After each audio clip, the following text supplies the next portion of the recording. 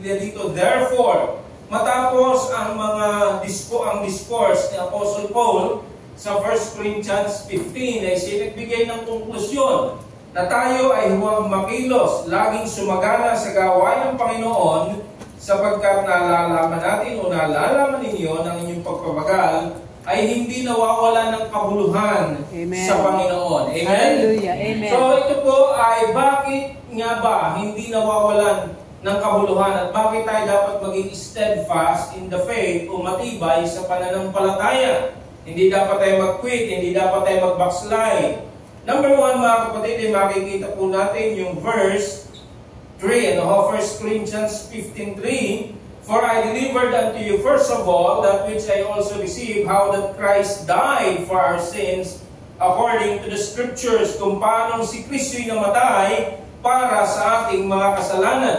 Unang dahilan kung bakit tayo dapat maging matibay sa ating pananampalataya, sapagkat si Kristo ay naghirap at namatay para sa atin. Amen. Because Jesus suffered and died for us. In Matthew chapter 27, verse 46, and about the 9th hour, Jesus cried with a loud voice, saying, Eli, Eli, lama sabachthani, that is to say, my God, why hast thou forsaken me? The Lord Jesus Christ was forsaken by the Father. Bakit po siya ay tinalikuran ng Ama sa pagkakataon yon? Sapagkat nasa Panginoon o dala ng Panginoon ang kasalanan ng tao.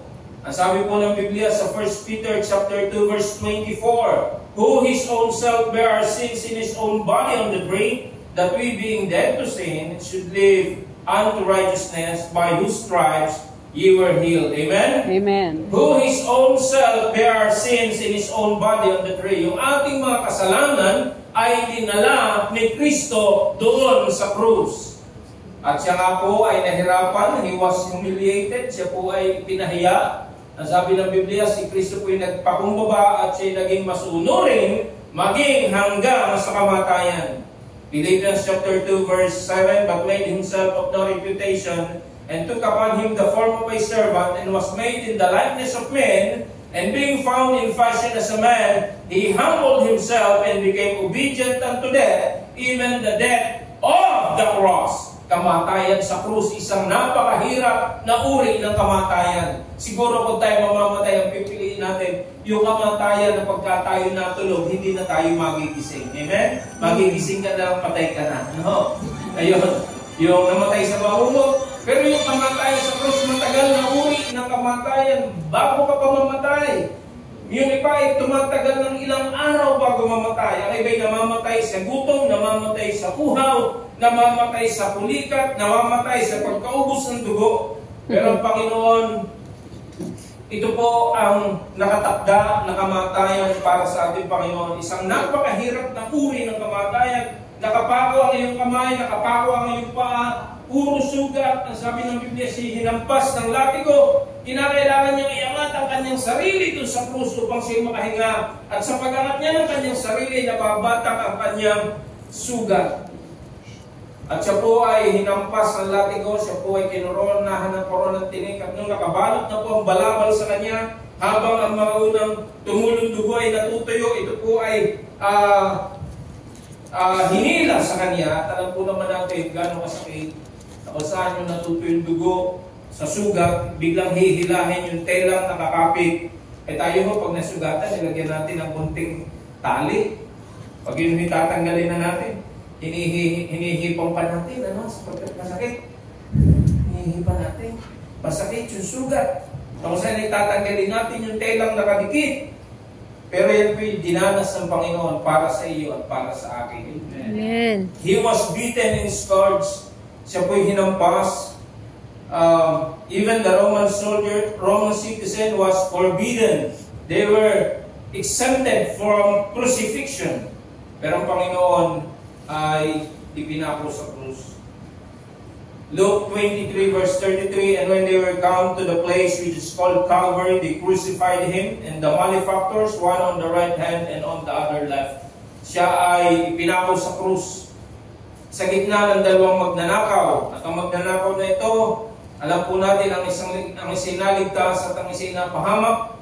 Bakit po yung isa'y naligtas? Hindi niya nasunod ang kautusan, siya magnanakaw. Siya po ay walang relihiyon. Sabihin natin, gumawa ba siya ng mabuti? Magnanakaw nga po siya. Para yung magnanakaw sa jeep, sabi nung magnanakaw sa jeep, walang kikilos na masama. Sabi ng isang pasahero, wala naman kumikilos na masama dito. No? Eh masama ho ito, pero po siya naligtas dahil po siya nanampalataya kay Kristo. Ang sabi ng magnanakaw nito, Lord, remember me when thou comest unto thy kingdom. Alam niya, hindi siya karapat-dapat. Alam niya, hindi siya nababagay sa Diyos. Hindi siya nababagay sa paraiso ng Diyos. Ang sabi niya, Lord, remember me when thou comest unto thy kingdom. Alalahanin mo ako pagdating mo sa iyong kaharian. Ang sabi po ng Panginoon sa kanya, today shalt thou be with me in paradise. Amen? Amen. Sa biyaya ng Diyos, kahit na ang tao masama, kahit na ang tao magnanakaw, kahit na ang tao puro kasalanan ay kayang patawarin sa pamagitan ng biyaya ng Diyos. Amen. Number 2, because Jesus rose again. Bakit?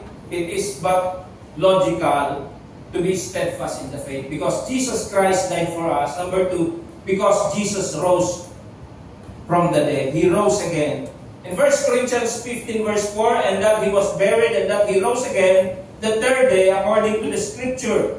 If Jesus rose from the dead, then there is resurrection. Yan po ang argumento dito sa 1 Corinthians 15. Ang sabi niya, alalahanin niyo yung pinangaral ko sa inyo na si Kristo namatay, inilibing at nabuhay na maguli. If you will remember what I preached unto you, you will be saved. You will be saved from this false teaching that there is no resurrection from the dead. If Jesus Christ rose from the dead, then there is resurrection. Amen.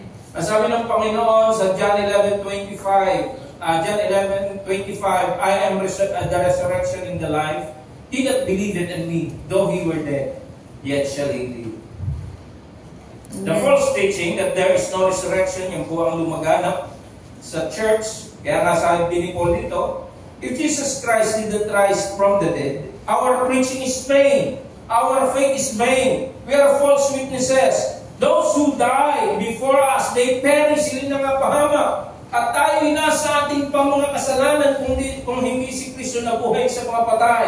Pero salamat mga kapatid, ang ating pangangaral ay hindi nawawala ng kabuluhan sapagkat si Kristo ay nabuhay mula sa mga patay. Amen. Amen. Yes. Praise the Lord. Hallelujah. Hallelujah. Our faith is not in vain because Jesus rose from the dead. We are not false witnesses that Jesus Christ died and was buried and rose again because Jesus rose from the grave.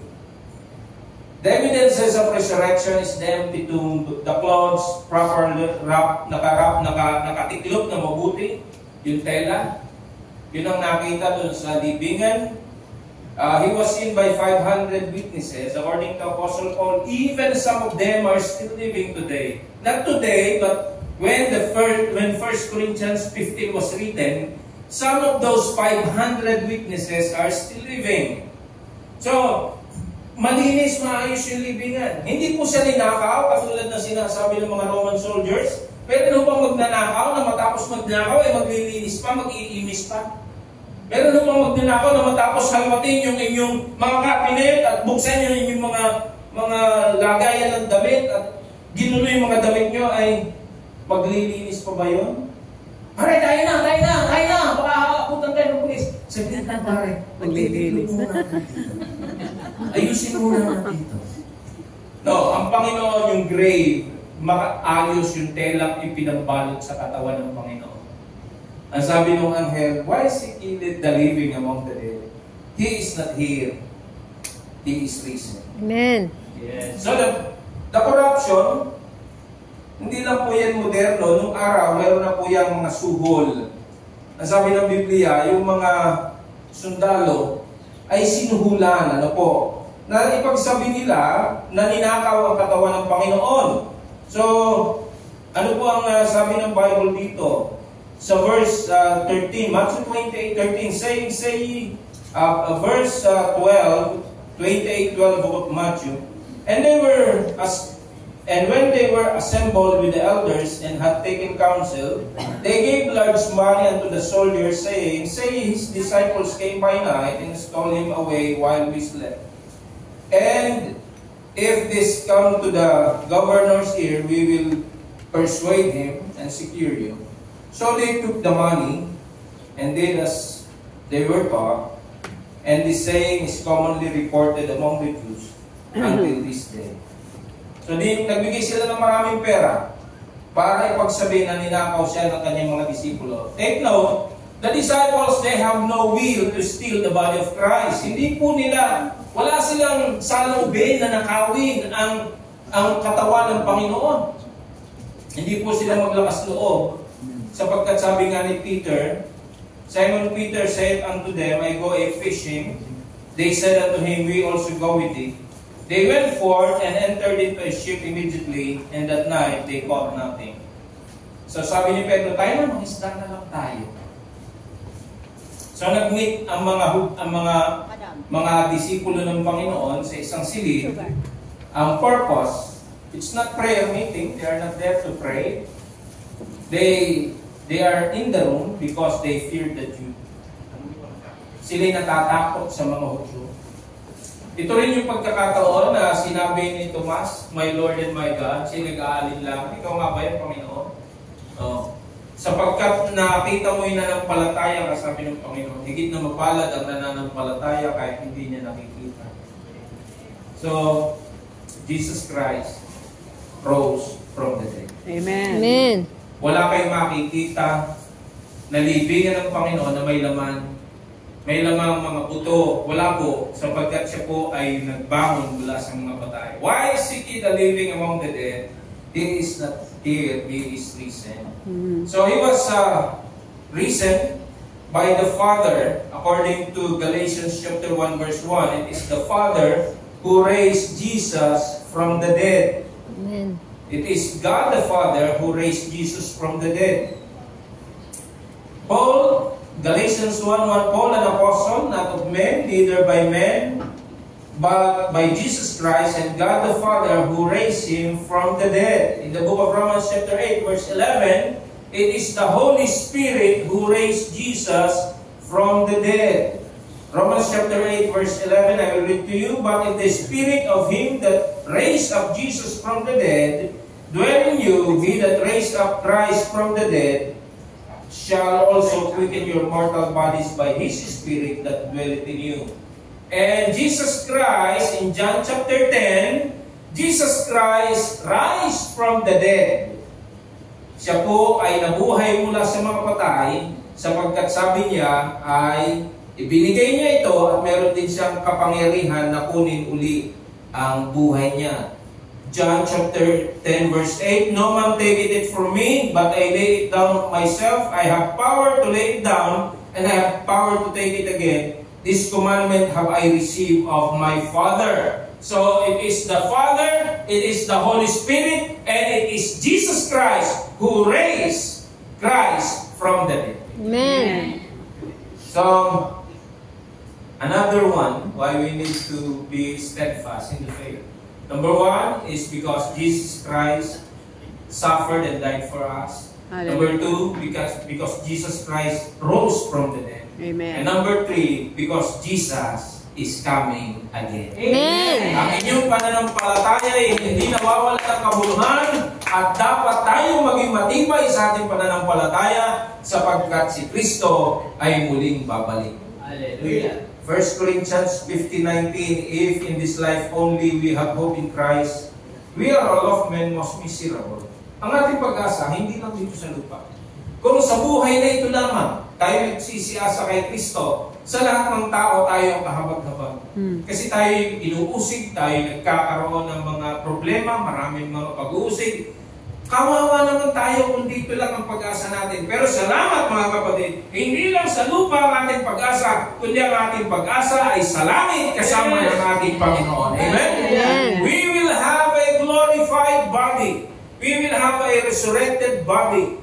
This mortal will be immortal. This body that is corruptible will be incorruptible. That terrestrial will be celestial. And this body that is temporal will be eternal. Amen. Ang buhay natin pansamantala ay magiging buhay na walang hanggan. Ang ating katawan na may kasiraan ay magiging walang kasiraan. ang ating katawang panglupa ay magiging katawang panglangit at ang ating katawang pansamantala ay magiging walang hanggan. Jesus said unto her, I am the resurrection and the life. He that believeth in me, though he were dead, yet shall he live. So Jesus is coming again and there will be rewards. In Revelation chapter 22 verse 12, and behold, I come quickly, and my reward is with me to give every man according to his work shall be. Looking for the blessed hope and the glorious appearing of our great God and Savior, Jesus Christ. Hallelujah. So we're looking for the coming of our great God. Who is our great God? In Titus chapter 2 verse 13, may mga taong naniniwala, tao lang si Kristo. Hindi yun ang belief natin. Si Kristo po ay Diyos na nagkatawang tao. Looking for that blessed hope and the glorious appearing of our great God and Savior, Jesus Christ. Ang tinutukoy na great God and Savior is Jesus Christ. Amen? Amen. So He gave Himself for us, that He might redeem us from all iniquity and purifying Himself a peculiar people, zealous of good works. So the conclusion is, therefore, my beloved brethren, be steadfast, unmovable, always abounding in the work of the Lord, for as much as you know, your labor is not in vain. Amen. Hallelujah. Always abounding. Amen? Kaya pag kinumusta ka, Pastor de la Peña, kumusta ka ngayon? Anong sagot? Mas mabuti kaysa dati. Yan ang sagot. Mas mabuti kaysa dati. Amen? Because always abounding in the work of the Lord is steadfast, fixed. Hindi ka dapat makilos. Amen? Yes. Sabi nga, doon sa ukay-ukay, pag new arrival, ang presyo, fixed. Hindi pwedeng tawaran, new arrival. Hindi mo pwedeng galawin ang presyo. New arrival yan, fixed. Hindi din dapat ikaw makikilos sa iyong pananampalataya. Amen. Yeah. Hindi ka dapat magbabackslide. Walang dahilan para mag-backslide. Yes. Meron kong ginawa Diyos na masama sa iyo para ka lumayo sa Kanya. Wala! Wala! Kaya dapat tayo magpakatibay sa ating paglilingkod sa Diyos. Si Kristo yung namatay, naghirap para sa atin. Pero dinuduran siya sa mukha ng mga sundalo. Siya po ay nabuhay mula sa mga patay. Praise the Lord. Hallelujah. At siya po ay muling babalik. Amen. So, why be steadfast? May dahilan para tayo maging steadfast. That is a conclusion of Apostle Paul's discourse in 1 Corinthians 15. Therefore, my beloved brethren, be steadfast, unmovable, always abounding in the work of the Lord, for as much as you know, your labor is not in vain in the Lord. Amen. So continue serving God. Be faithful to Him hanggang sa Kanyang pagbabalik. Hallelujah. Amen. So, let us continue serving the Lord. Kaya nga po kami nandito. WMA World Mission Academy para mapaghusay pa namin ang aming gawain ng pagmimisyon. Yes. Amen. Hallelujah. We are eager to listen and to learn. We thank the Lord for our teacher, Pastor Dr. Cosby, and also we will have Pastor Jerry Peñalosa as our teacher. We believe we can learn more and we can equip ourselves more. Amen. So be steadfast serving the Lord. Hallelujah. Today, we are living in the last days. This is not the time to backslide. This is the time to do more for the Lord. Amen. Praise the Lord. Hallelujah. Tayo ay manalangin. Ama namin Diyos na makapangyarihan sa lahat. Salamat po sa inyong salita.